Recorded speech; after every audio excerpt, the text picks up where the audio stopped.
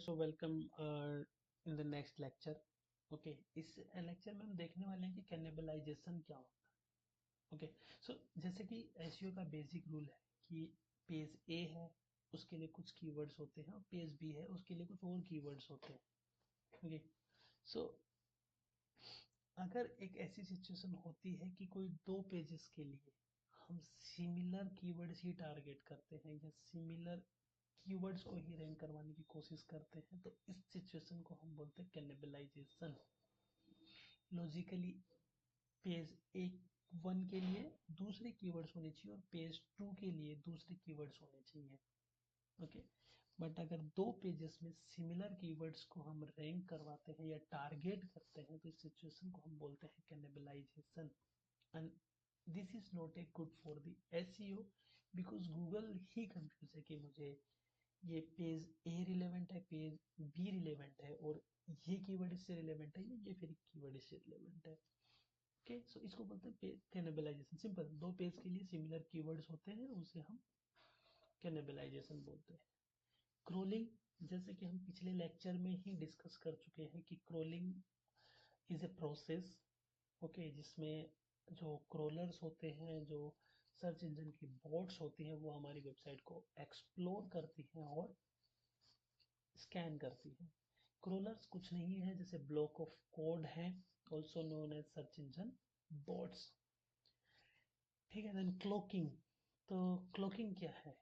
Cloaking एक black hat SEO की practice है. जैसे कि हम बार बार बोलते हैं कि डिफरेंट डिफरेंट एसईओ के टाइप्स है, white hat and black hat SEO.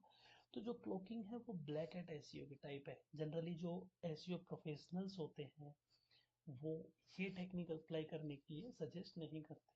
But इस टेक्निक में होता क्या है? ब्लैक हैट एसईओ की टेक्निक्स तो है पर इसमें होता क्या है? तो simply cloaking is a practice of providing the different content to the user and the search engine. Okay, इस सिचुएशन में क्या करते हैं कि हम सर्च इंजन को क्रोल करने के लिए, इंडेक्स करने के लिए दूसरा कंटेंट देते हैं. वंस इट इंडेक्स्ड और गूगल उसे रैंक करवाता है, हम यूजर को दूसरा कंटेंट प्रोवाइड करते हैं रैंक होने के बाद. So which is not correct. Okay, so ये इसीलिए ये ब्लैक हैट एसईओ की प्रैक्टिस है and we never ever suggest कि आपको कोई भी ऐसी टेक्निक यूज करनी चाहिए रैंकिंग के लिए.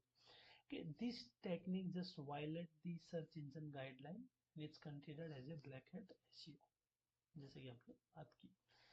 सिंपल, आगे बहुत सारी चीजें हैं जैसे कि domain authority, do follow links. ठीक, सो डोमेन ऑथोरिटी क्या है? Domain authority nothing but on the internet कुछ पैरामीटर्स, कुछ एक्सपीरियंस, कुछ आपकी कंटेंट, कुछ कैटेगरी, कुछ टॉपिक ऑथोरिटी, ऐसे बहुत सारे पैरामीटर्स को कंबाइन करके मोज टूल आपको एक ऑथोरिटी स्कोर देता है आउट ऑफ 100. उसे हम बोलते हैं डोमेन ऑथोरिटी. यानी कि इंटरनेट की दुनिया में आपके डोमेन की ऑथोरिटी ये है. Okay, and 30-40 plus authority is good. और अगर आपकी 60-70 प्लस है then this is very very good. Okay, उसे हम जनरली बोलते हैं डोमेन ऑथोरिटी. सिंपल, इंटरनेट की दुनिया में आपके डोमेन की, आपकी वेबसाइट की जो ऑथोरिटी है उसे हम कहते हैं domain authority. Do follow links. So do follow link एक एट्रीब्यूट है, एक लिंक का टाइप है. ओके, जिसमें हम सर्च इंजन के क्रोलर्स को ये इन्फॉर्म करते हैं कि follow this link, crawl this link.